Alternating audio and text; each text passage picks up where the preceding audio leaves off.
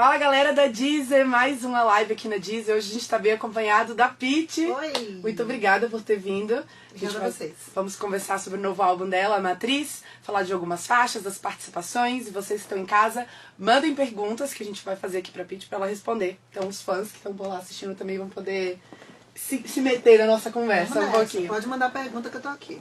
Acho que a primeira coisa a se falar de Matriz é que esse é um álbum bem diferente dos demais que você já lançou antes, né?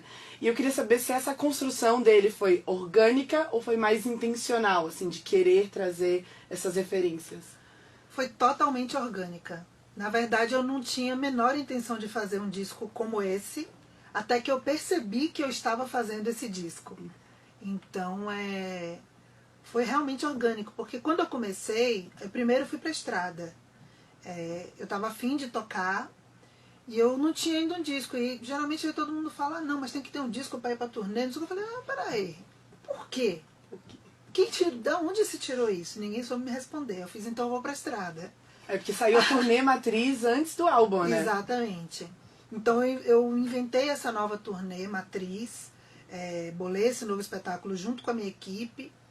E a minha ideia era justamente pensar sobre algumas coisas, revisitar. Aí eu encontrei meu violão de 15 anos atrás, que eu tocava lá no meu quartinho dos fundos em Salvador. Falei, putz, eu queria bolar um show diferente também, porque eu estava vindo do Sete Vidas. Então, eu não achava justo com as pessoas verem o mesmo show. Eu também queria oferecer um espetáculo diferente. Então, bolei primeiro o show.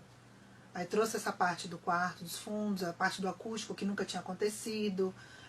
Mexi na estética toda, mudamos tudo, papapá, era um novo show, Matriz na Estrada. A partir desse show, eu fui testando novas composições e foi vindo essa coisa aí, de cada vez investigar mais, né? Investigar mais. Então o disco foi se fazendo. Chegou um momento desse processo que eu entendi que esse disco era dessa forma. E aí eu abracei, porque eu me permiti entrar nesse processo criativo sem amarras e sem eu quero fazer um disco de tal jeito. Não, eu me abri mesmo assim e pensei, deixa eu ver o que vem, né? E o que veio foi isso. Você falou isso, se permitir, eu achei interessante a palavra, porque é evidente que nesse álbum a gente tem ritmos baianos, temos percussão, temos até um agogô, um som de candomblé, e queria saber assim, se você se sentiu agora mais madura para explorar isso, se isso antes era um problema para você. Você vem de uma banda de hardcore, você vem de um outro background, né? Eu não sei se eu chamo de problema, mas não era uma coisa legítima. Eu não tinha vontade de fazer isso. Eu não acho que era o momento. Eu acho que era uma outra vivência. Durante todos esses anos assim que eu cresci na cena de Salvador, a nossa vivência era exatamente oposta. Era ser uma resistência a um movimento que era majoritário, que era que a gente considerava monoculturático. Isso até muito pouco tempo ainda era assim, tá? Não é muito novo. Muito novo tá, isso. porque ela é baiana também, ela sabe do que eu tô falando. Sei bem. Então, é bem novo essa mistura, esse né? encontro. Exatamente. Então, assim, quem gostava de música alternativa em Salvador dos anos 90 tinha que se exilar mesmo, saca? Tinha que ir pro palco do rock, em Piatã, tinha que encontrar os seus espaços, porque a gente não tinha espaço para música que a gente gostava em nenhum lugar, né? Então, não era possível acontecer. Isso é possível hoje por uma série de fatores que, enfim, a gente pode cobrar sobre isso com mais tempo. Mas hoje, a síntese hoje é possível, eu acho, assim, até pela cena que acontece hoje, por uma demanda popular também, saca? O movimento na Bahia mudou muito.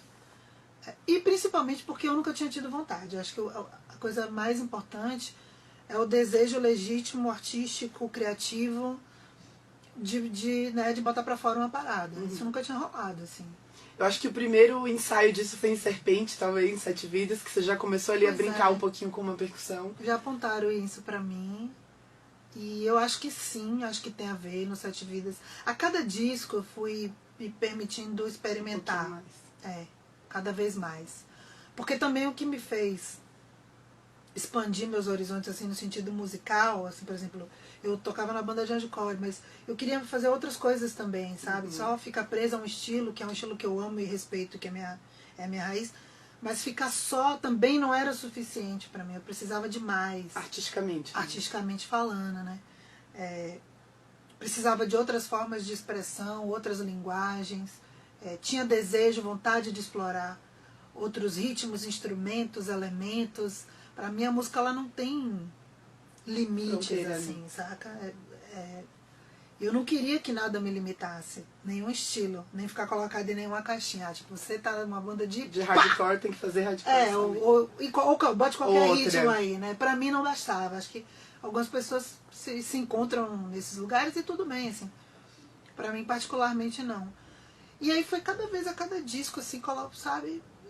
Pisando um pouquinho nesse chão. Eu lembro do show do Lollapalooza, que quando você foi tocar Serpente, você usou um agogozinho lá, cantou. Aí eu já fui olhando assim, tem coisa nova, tem alguma coisa mexendo aí nesse Esse agogô, ele me acompanhou na turnê do Sete Vidas inteira, que foi uma turnê onde eu usei muita percussão, assim. Eu chamava de tabuleiro da baiana, que ficava do lado do meu microfone, assim, e era um tabuleiro com um monte de chocalho, um bocado de barulho, um bocado de pá, e cada hora eu pegava pra fazer uma coisa, assim. Porque eu sempre achei essa coisa dos ritmos muito interessante. Talvez o que eu não me apegava era a parte lírica, saca? Depois eu fui entendendo isso também, assim. A coisa dos ritmos, e desses ritmos mais ancestrais, assim, sempre bateu forte em mim, assim, sempre pegou. A letra não. Falar, pô, beleza, mas então o ritmo é. Então eu fui entendendo também esses lugares, assim. E como trazer pra você, né? Pra sua leitura, né? Exatamente, pra minha vivência, pra ser uma coisa com propriedade, pra ser uma coisa legítima, né? Sempre tive muito cuidado com isso, de ser coerente nesse sentido, de não ser leviana, inclusive com a cultura da qual eu faço parte, mas que não é minha, né? Estamos inseridas nela. Então muito cuidado também artístico, saca? Nesse sentido, assim. E quando você foi percebendo, né, esse caminho que Matriz foi trilhando, o processo criativo para a construção desse disco foi muito diferente dos outros? Assim, eu acho que você gravou em Salvador, você gravou aqui, você gravou no Rio também? Foi. Foi o processo mais diferente de todos. Eu nunca gravei um disco desse jeito, nunca. Que nem eu te falei, assim, quando eu fui pra estrada, eu nem sabia se eu queria fazer mais disco. Eu tava meio, pra que lançar disco hoje em dia? Tem tanta gente se perguntando, né, pra que lançar álbum? Vamos lançar só uma música. Tipo, saca? Aí até lancei 2 singles, na real, assim, numa de dar um break e ver qual é também, sentir tudo. O que você tava afim de fazer também, né? E o que vinha, porque eu acho que eu fiz esse compromisso comigo, assim, eu só vou lançar disco quando eu tiver um disco pra lançar. Quando for real, né? Não vai lançar qualquer coisa. Entendeu? Assim, pra cumprir nenhum tipo de demanda. Não, tem que ter uma obra. Aí você lança a obra, não é o contrário. Eu não acho que o caminho, eu acho que é esse, assim. Então, foi rolando dessa forma. Eu nem sabia se eu teria um disco. Foi acontecendo. Foi vindo. Eu falei, putz, cara, no meio da turnê eu falei, eu acho que eu tenho um disco. Eu acho que vai rolar um disco. E aí também pegamos esse fio dessa meada e fomos fundo nisso, e aí também fomos organizar e preparar e fazer. Mas até então foi o processo mais livre, porque já nesse princípio eu me coloquei nesse lugar de eu não vou ditar, eu vou perceber e eu vou me colocar. E vou meio... Deixar levar e ver. Deixa eu me abrir. Deixa eu tirar esses muros aqui, deixa eu tirar um pouco, saca? Deixa eu me permitir fazer coisas diferentes, sair do lugar comum, sair daquela história de, não, disco se grava assim, pega a banda, entra no tal estúdio, faz a base, bota a voz, depois...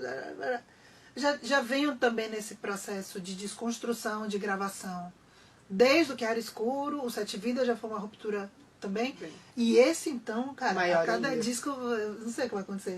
No próximo. O que acontece no próximo? Mas esse foi gravado, assim, em 3 cidades diferentes, e nessas cidades em vários estúdios diferentes. Foi um disco no qual, assim, eu não me prendi a nada. Eu falei desde o começo também pra banda, eu falei, galera, olha só, eu vou gravar com quem for, aonde for, saca? Onde a música me levar, eu vou. Vamos experimentar, E assim né? foi, sacou? E a galera veio junto e falou, vambora, é isso aí. A primeira faixa é Bicho Solto, né? E a sensação que eu tive ouvindo, que você fala na letra, eu anotei aqui, não se engane maluco, ainda sou bicho solto. Parece assim que você tá falando, esse álbum é diferente, tem umas coisas novas aqui, mas não se engane comigo, não é que eu tô vendida, alguma coisa desse tipo. É como se estabelecendo princípios, era mais ou menos essa a ideia dessa faixa. Também. E dela ser a abertura, né, do álbum. Também, eu acho que o fato dela ser a primeira tem vários motivos. Primeiro que ela abre com um sample de Dorival Caymmi. E aí eu já falei, isso é uma abertura de um disco que se propõe a investigar essa onda aí toda de matriz, né? É abrir com um sample, que é uma coisa completamente contemporânea, de uma gravação de 1940, que é de Noite de Temporal, com uma poesia de agora, e uma música mais minimalista. Ela não tem instrumentos, ela tem percussão corporal e piano e coro, que eu gravei 400 canais de voz para fazer aquele coro que se propõe a ser aquele coro bem matriarcal, bem antigo, daquela roda de mulheres cantando, que você pode ver em capoeira, que você pode ver em outros... Beira de Rio. Em Beira de Rio, pronto. Beira de Rio, falou tudo. É isso aí. Então, assim, eu acho que essa letra, ela traz muito essa onda também de uma própria reflexão minha, porque meu grande dilema sempre foi pertencer sem ser pertencida, né? Fazer parte sem me perder. Especialmente pensando nessa história de querer viver de música no Brasil, assim. E de rock. Ousadia, de né? música não, de e rock sendo mulher. no Brasil e sendo mulher. É uma ousadia. Mas aí, cara, aí tem que jogar o jogo, né? Porque tem que ir nos lugares e tem que... As pessoas, eu quero que o máximo de pessoas possíveis conheçam minha música. Escute. Eu quero chegar em todos os lugares. Mas a que preço? Que tipo de concessão é possível ser feita sem que eu perca a minha essência? Esse dilema vem desde o Chip Novo, assim, né? Eu vou nesse lugar, eu não vou... De que jeito eu vou? Eu chego ali, eu consigo passar a minha mensagem, eu vou estar só podada, de display na situação, né? Então, se colocando, assim. E isso serve como analogia para a vida. Acho que isso serve muito pra gente como mulher também. Essa coisa de se domesticar para fazer parte do jogo, de viver em sociedade, mas todas nós temos uma loba selvagem dentro da gente que... Sabe o livro da Clarice... esqueci o sobrenome? Mulheres que Correm com Lobos, tá ligado esse livro? É essa parada, quase lá. Tipo, tem esse lance aí também. Então misturou tudo. Mas ela serve para todas essas situações. E eu achei que ela tinha que abrir o disco por isso. Ela é uma abertura, né? Ela é essa. Ela, tipo, Além dessa música, eu pontuei mais algumas aqui que me chamaram mais atenção pessoalmente. Roda, eu acho que talvez uma das músicas mais pesadas do álbum. E ao mesmo tempo fala-se muito de Nordeste também. Então, é como se fosse o melhor dos dois mundos, assim. A gente tem uma música pesada de rock, mas a gente tem eu preciso falar da verdade que vem do Nordeste. Você tem Baiana System do seu lado, que é uma banda que aconteceu já há alguns anos, mas cada vez mais crescente e que se faz muito presente aqui no Sudeste, que eu achei, pra mim, isso é o mais legal do Baiana System. Eles conseguiram trazer isso. E junto com você fizeram essa música tipo mais pesada. E eu queria saber como foi esse encontro com o Baiana System, de onde veio o convite, você convidou eles? Eu chamei eles pra fazer essa faixa, mas a gente já tinha se encontrado nos rolês assim várias vezes, né? Lá em Salvador, já vi show deles. Uma vez a gente tocou 2 cidades, aí eu chamei eles pra participarem no MADA, festival em Natal. E fica a dica, quem não viu o show do Baiana System, vá ver, porque é catarse. Não, cara, vá ver. Vai mudar a sua vida, assim, é inacreditável o show dos caras, inacreditável. Pra mim, talvez seja, quiçá, a melhor banda ao vivo do Brasil hoje em dia, assim. Definitivamente, também acho. E, além de fã, eu já senti também, eu falei, pô, essa é a nova cena da Bahia, assim, que faz sentido pra mim, né? Beto eu conheço de mil anos, de todas as bandas que ele tocou na cena. Lá em Salvador, Robertinho, que é o guitarrista do Baiana, compositor comigo dessa música também. E Russo conheci depois, porque ele é de uma geração mais nova, mas já peguei ali, pô, a poesia dele, já me liguei, falei, pô, essa galera tem tudo a ver, assim. E a onda ali era justamente construir uma fusão de mundos. Eu acho que a gente se propôs a isso de um jeito muito não ortodoxo, assim, saca? A pessoa pode não identificar, mas embaixo daquele riff de rock ali, que na verdade é feito com cavaquinho, guitarra baiana, distorcido, tem um barravento, que é um ritmo africano, que tá tocando ali embaixo do rock o tempo todo.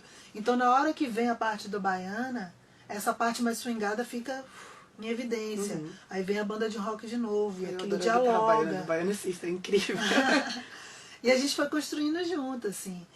E aí eu tinha feito a letra, o corpo da letra, e deixei aquela parte ali pra Russo. Falei, agora é tu, vai, manda, solta. E aí a gente se encontrou em Salvador, gravamos lá em Salvador essa parte. E a gente sentou junto assim na sala. E agora vamos lá. Então ele já tinha rabiscado uma parte, vamos fazer junto. Cara, e fluiu tão bom que a gente nem pegou caderno, tá ligado? A gente foi falando.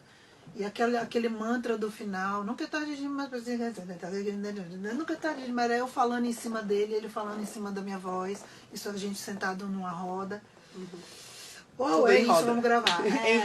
Foi muito orgânico, muito verdadeiro, um encontro musical assim, muito puro, do jeito que tem que ser, sabe? Essa música é uma das minhas favoritas do álbum, acho que os fãs também gostaram muito dela, porque ela tende a ser bem explosiva, né, no ao vivo. Rapaz, estamos contando com ela essa tende roda, a ser bem explosiva. A roda vai pegar fogo quando soltar essa música no ao vivo. Outra música também que me chamou a atenção, que eu não tinha como não me chamar a atenção, é Bahia Blues. Eu acho que quando eu ouvi essa música, parece... Como você falou que foi autobiográfica, mas eu acho que ela conta um pouco a história também de qualquer pessoa que tenha nascido em Salvador e tenha saído de Salvador pra tentar qualquer coisa em outro lugar. E eu me senti muito representada, assim. Eu acho que qualquer outra pessoa também que é de lá e ouve também vai se sentir. Ou até de outros lugares, né? Porque, na verdade, é a história de uma imigrante. Sim. Ponto. De saída do seu lugar e indo pra outro. É a história de uma migração. Eu acho que isso se dá... E aqui, ó, a gente mora em São Paulo, cara. A gente vive na Babilônia. Todo mundo é de algum lugar, É de algum lugar. Então, assim... meu grupo de amigos é um do Pará, um de Santa Catarina, eu de Salvador, sempre tem um de algum lugar. É aquela coisa de buscar uma vida melhor. Tem muitos amigos do Sul que moram aqui também, especialmente de bandas de rock, assim, tal, por exemplo, né? Pensando nessa coisa da arte. Mas vem muita gente, vem muito design, vem muito médico, vem muita gente. Muito de tudo. Não só pra cá, como pro Rio, vem pra cidade grande, né? E é uma coisa tão old school isso, né? Essa história vem desde o delta do Mississippi, tá ligado? Quando o cara saiu da plantação de algodão, botou a viola no saco e falou, eu vou tocar nos junk joints da cidade grande pra ganhar meu troco, pra sustentar minha família e tal. Eu me sinto dessa forma, assim, como uma blueswoman, digamos, né? Nessa situação. Então eu usei peguei todo esse fio condutor de uma história de blues pra contar essa história, que é minha, mas é sua, mas é de todo imigrante, né? Eu me senti super representada. E além dela, Te Conecta, que vem em seguida, que foi a primeira mostra desse álbum. E eu confesso, quando eu ouvi Te Conecta a primeira vez, eu fiquei assim, meu Deus, que música é essa? Ficou doida. Eu falei, que música é essa? Eu não conseguia processar a música, sabe? Não, tipo, ela ficou louca, sabe? Gente, que música é essa? É difícil de processar, porque a gente estava acostumado a uma sonoridade sua, e aí veio uma ruptura bem grande. Mas não é bom sair do lugar comum? É bom, é maravilhoso. E principalmente pra você, eu acho. Não dá uma mexida, assim, enquanto público também? Assim? Também, claro. E dentro do álbum, pra mim, ela fez muito sentido. Fez todo sentido. Parece que foi assim, full circle. Ela foi lançada, me deu a estranheza dentro do álbum. Eu fiz, não, agora eu entendi. Menina, onde é que você queria chegar com essa música? Comentaram isso comigo e eu vou lhe falar, eu não tinha pensado nisso. Isso foi uma coisa mágica aí dessa onda de fazer arte, porque... Foi a convergência das ideias, né? Foi tudo pro mesmo lugar. E esse inconsciente coletivo. E daí, quando saiu o disco, várias pessoas falaram isso aí que você falou. E ela casa tão bem com Bahia Blues que chega a ser um absurdo. Né? Você sai de uma e entra na outra, é uma combinação perfeita. E elas estão divididas por uma etapa de tempo grande, assim. Te Conecta foi feita ano passado, antes de eu pensar em fazer um disco. E Bahia Blues foi uma das últimas composições, quando eu já entendi que disco era. E aí eu falei, tá, então agora eu vou entrar nessa onda e vou contar a minha história. Fundo, né? Aí foi quando eu abracei. Então as duas têm esse intervalo de tempo, mas talvez elas dialoguem exatamente por isso, sabe? Também tô tentando entender também. E quando foi lançado Te Conecta, era uma vontade sua já trabalhar com esses ritmos jamaicanos, um dub? Sim, porque na verdade ela também surgiu muito naturalmente. Também não foi uma coisa assim, eu vou fazer Gostaria de fazer, vou fazer isso aqui. Não foi. Esse refrão pintou pra mim na minha cabeça. E eu fiquei muito assustada também. Aí eu gravei no celular e guardei. Falei, caraca, eu não sei o que fazer com isso, velho. puta merda, eu fiz um bagulho que parece um reggae, eu não sei o que fazer com isso. O que é que eu vou fazer com o reggae? Eu não sei o que fazer com isso. E daí, fui lá vendo, falei, peraí, se pintou esse negócio pra mim, por que não dar vazão pra isso? E aí fui olhar também pra minha história e entender a coerência. Aí eu lembrei de como era comum ir no Novo Tempo, que é era uma biboca que tinha no Pelourinho, que só tocava reggae, morrão fumegante. É porque, pra quem não sabe, gente, Salvador ouve-se reggae demais. Se alguém não sabe, é bom avisar. Temos muitos artistas de reggae, né? Muitos, Edson Gomes, Cine Calmon, Morro Fumegante, Adão Negro, Diamba, Mozaia, ou infinidade. Exatamente, todos maravilhosos. É uma coisa constante na nossa vida, assim, tá ali, na nossa trilha Tá no fundo sonora. aqui, né? É. Então, pra mim era muito natural. E, na verdade, eu sempre ouvi Cisternense, umas paradas mais de mento, de rocksteady, que tem a ver com até pré-reggae, tá ligado? Porque quando eu me embreiei nessa história de música e fui pesquisar, eu entendi que reggae não é só o que a gente acha que é reggae, assim. Todo mundo pensa, assim, a gente pensa imediatamente em Bob Marley e Peter Tosh. Né? No máximo Peter Tosh. Né?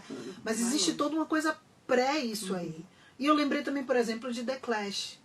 Quando eles encontraram a comunidade jamaicana que vivia debaixo da ponte de Brixton. E foi aí que eles fizeram todas aquelas Teve muito essa músicas. cena, né, de dub, de ska, né, nessa época do Clash. Né? Nessa época do Clash e depois. A Amy, por Specials. exemplo... Também, ela trouxe Funky Man. Exatamente, dos dos Specials de volta. E era onde ela se conectava. Ela falava, pô, me conecto com essa galera Os aqui. metais da banda dela, né? E era a galera que ela convivia, né? Eram os migrantes jamaicanos, a galera da música negra lá em Brixton. E então faz todo sentido, assim. Quando eu entendi essas conexões, eu falei, putz, Já sei o que fazer com esse já sei refrão. fazer, deixa sair. É tipo isso. Ó, tem uma pergunta aqui de fã que tá assistindo. Opa. Deixa eu pegar aqui. Pra eu não errar o nome da pessoa, né? Porque a pessoa manda o nome e depois eu erro. Daniel, ele pergunta, tem alguma faixa inédita gravada que não entrou no disco? Tem Acho várias. que tem várias. Tem porque, o que aconteceu, assim, aí eu fui fazendo as músicas, e por exemplo, nessa jam que eu fiz com a banda, a gente saiu com umas 3, 4 bases, assim, uma delas a noite inteira. As outras eu deixei a base gravada e fui lá, fui fazendo, escrevendo umas coisas, falei, pô, essa letra não tá encaixando, sei que lá, sei que lá, sei que lá. Quando eu entendi como era o disco, eu falei, essas aqui não fazem parte desse repertório. Então vamos fechar aqui uma ideia, vamos construir uma linha narrativa. Então algumas coisas ficaram de fora.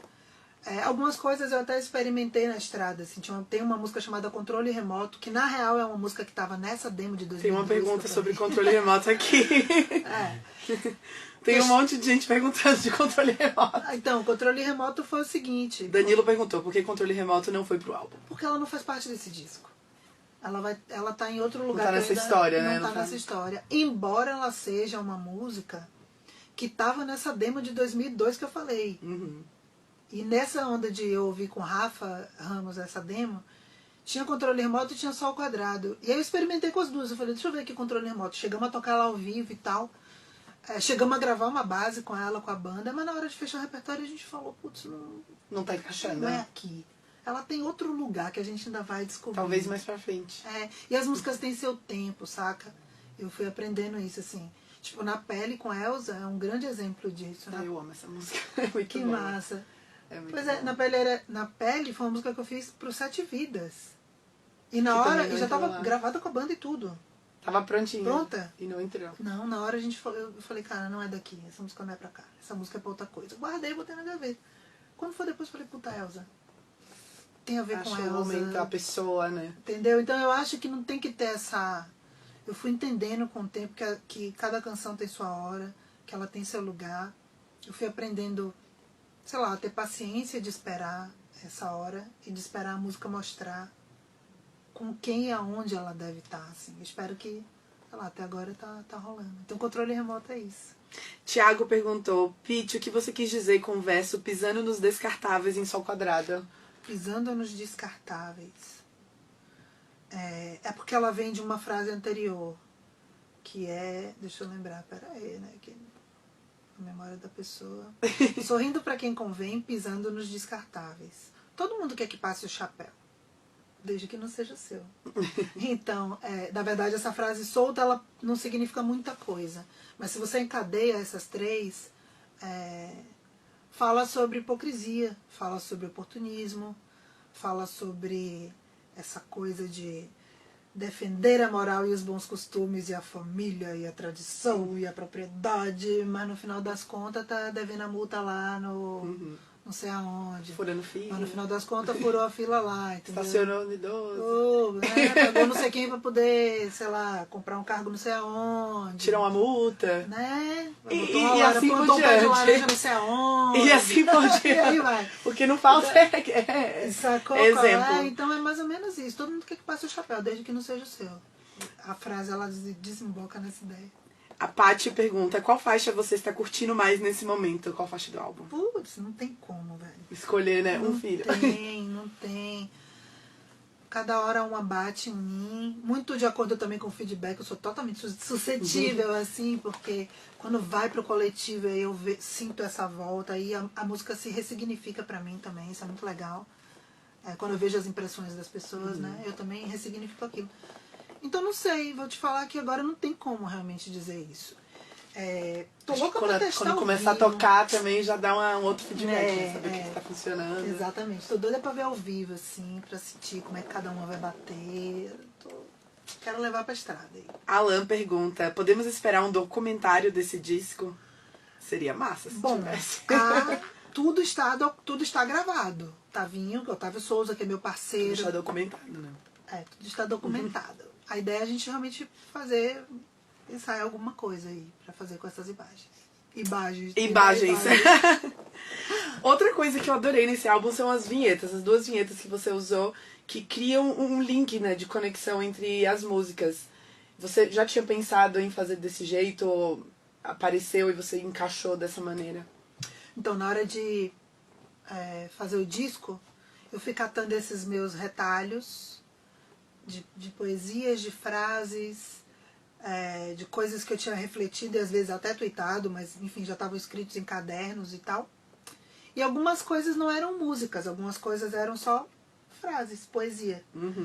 E aí eu falei, pô, acho que é uma coisa legal, vou trazer a poesia pra frente, vou trazer a palavra pra frente, a palavra falada, né, para além da palavra cantada. Então pintou essa ideia das vinhetas que ajudam a construir essa linha narrativa entre as canções e que tem também só o quadrado ali, um texto maior, mais dito. Isso é uma coisa que eu experimento há muito tempo, mas eu nunca tinha conseguido formatar de um jeito que fizesse sentido. Contramão, por exemplo, há 1000 anos atrás, era um texto. Um texto baseado num livro de Simone de Beauvoir. E que depois eu joguei tudo fora, fiquei com a base e falei, não, essa música também não é isso. Entendeu? Então as coisas vão se... e tal. Mas nesse lance das vinhetas e do texto do final do Sol Quadrado, era isso. Era realmente um desejo de trazer a palavra pra frente.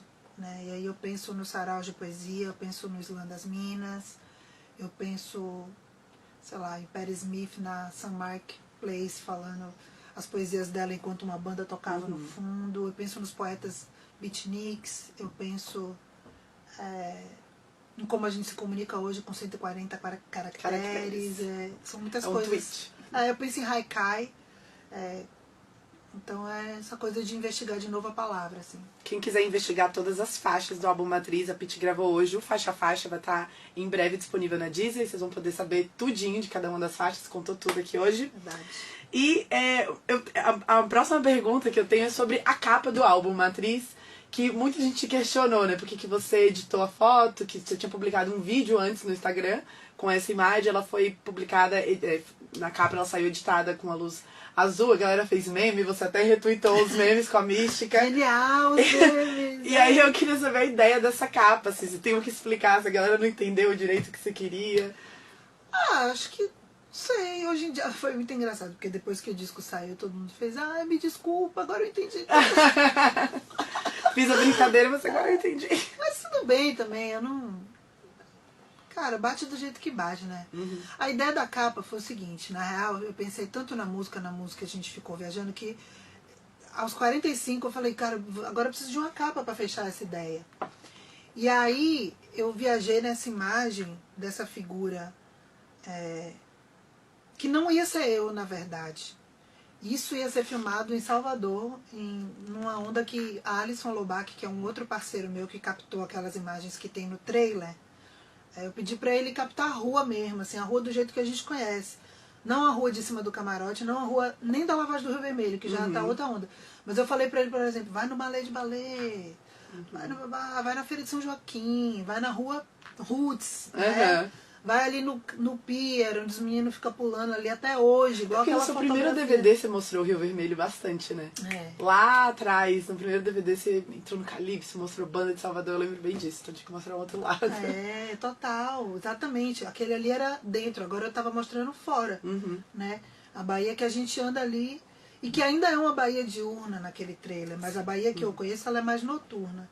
Mas aquela é um tipo de Bahia diurna que a gente vê. Meu pai ia direto na Feira de São Joaquim, meu pai tinha um restaurante na Barroquinha, que é o bairro lá de Bahia Blues, que é onde eu nasci mesmo, na Ladeira do Prata. Meu pai tinha um restaurante ali, então a gente ia na Feira de São Joaquim comprar coisas. Você já foi na Feira de São Joaquim? Já. É uma experiência antropológica aquele lugar. Tem de tudo. Né? Uma loucura, tem de tudo, é de tudo real. Então eu queria isso, saca? Trazer isso. Porra, os meninos que ficam pulando ali do pier do Bahia Marina, saca? Ali na Gamboa, né? Na Gamboa de baixo ali. No pier do Bahia, na Gamboa de baixo. Na Gamboa. Que é aquela foto de PRVG, mas que continua acontecendo até hoje. Eu fui lá gravar, eu olhei e falei, pô, cara, os meninos continuam pulando pra tomar banho de mar ali na Gamboa, saca? Isso é muito simbólico. Então o trailer, ele traz isso tudo, e a minha ideia era fechar com essa figura, esse eu lírico, que seria qualquer pessoa, de costas, sem camisa, porque pode ser um homem ou uma mulher, não se propõe a ser erótico, mas é um corpo sem camisa para mostrar essa vulnerabilidade, essa abertura, se benzendo, não necessariamente dentro de nenhuma religião, mas se benzendo, se protegendo do jeito que acreditar, ou do jeito que não acreditar, nem que seja com física quântica, mas saca, se imbuindo de força para abrir a porta e sair por essa porta em direção a essa luz que você vê que não tem fim, que é a história dessa menina de Bahia Blues. Tipo, eu vou lá ver o que tem lá no mundo lá fora. Eu não sei o que eu vou encontrar, eu só tô vendo essa luz e eu vou. Então o trailer, ele diz isso. E aí eu falei, pô, acho que a capa, ela tem que ser essa figura antes de sair por essa porta. Ela tá de lado, ela tá olhando para trás, mas ela tá olhando para frente. Ela tá no meio do caminho. Ela tá indo. Então tem essa simbologia. Aí veio a história que eu achei a foto do jeito que ela é, com as cores dela, eu achei muito careta, na real, saca? Achei muito lavado, muito palha, muito bege. A fotografia tava linda, tá, Vinha? Não falando do seu trabalho, não, amigo. Mas achei comum, no sentido de... Pra imprimir na capa. Seria só uma fotografia muito bonita, sabe? Talvez imprimisse né? mais como um editorial do que como uma coisa... Aí eu falei, vem cá. Vermelho, azul, branco, bandeira da Bahia. Vermelho e azul da Roxo, que era a cor do chip novo. Eu já comecei a brisar em um monte de coisa e saiu desse jeito aí, gente. O pessoal que fez os memes tá explicado. Mas os memes foram engraçados. Não, o da Mística eu amei. Filha. O da Mística eu ria em casa, o povo é muito criativo. Ó, gente, eu tinha um monte de coisa aqui pra falar, mas o tempo tá acabando, mas eu vou deixar o recado. As participações do álbum Lazo, Larissa Luz, está tudo explicado no Faixa Faixa da Deezer, que sai muito em breve, então vocês podem escutar lá. Mas eu vou perguntar uma, porque senão algumas pessoas que me pediram pra perguntar vão ficar chateadas. Duda está na bateria de 2 faixas desse álbum que você soltou essa ficha técnica lá no Instagram. E o pessoal falou, o Duda voltou pra tocar bateria com você novamente. Como foi esse reencontro? Duda tocava na banda de Pit, né? Ele tocou desde o começo, né? Na verdade, a gente já tinha gravado essas bases antes dele sair da banda. Então já estava pronta. A base, sim. Aí o resto a gente construiu depois. Eu também nem sabia se ia entrar no disco, tava naquele período meio confuso mesmo, assim, de resolução, vai, não vai, não é, né? Mas ele já tinha deixado gravado essas músicas e incrível, assim, né? Ele tem uma assinatura incrível. E depois Daniel assumiu e deu continuidade a esse processo. Mas isso também faz parte dessa coisa de... Tem música que não tem bateria, tem música que é pupilo na bateria, que é redimir. faz parte desse processo de desprendimento, de que cada música tem os músicos que são necessários para aquela música existir. Entendeu? Dentro desse disco, desde o começo, a proposta era essa. Eu não vou ficar presa a nenhum formato, eu não vou ficar presa a nada, assim. Eu vou aonde a música me levar, saca? Se essa música é percussão corporal, piano e voz, massa. Vamos Se essa música é power trio, guitarra, massa. Saca? Então, faz parte do processo.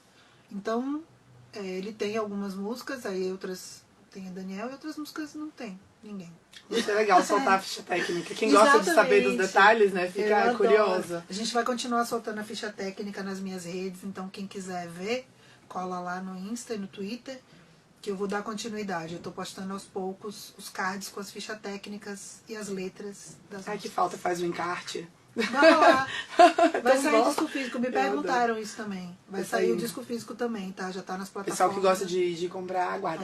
Matriz já tá na Deezer. Além do álbum, que já está lá, e todos os outros álbuns, você também tá em playlists. E tá na Rock Brasileiro, na Pé na Estrada. Está na capa da Lançamentos da Semana. Sua fotinha tá lá na capa. E pra quem quer ouvir tudo da Pitty, tem 100% Pitty também. Editada com todo o seu sucesso, todas as suas músicas. Nossa. Aguardem o Faixa a Faixa para ver mais detalhes sobre o Matriz. E muito obrigada, Pitty. Eu preciso confessar que eu tava muito nervosa, porque eu sou muito fã da Pitty há muito tempo. E aí eu tava muito nervosa, mas deu tudo certo. Isso, imagina, foi massa. Obrigada. E beijo pra todo mundo que participou. Valeu, galera. Até mais.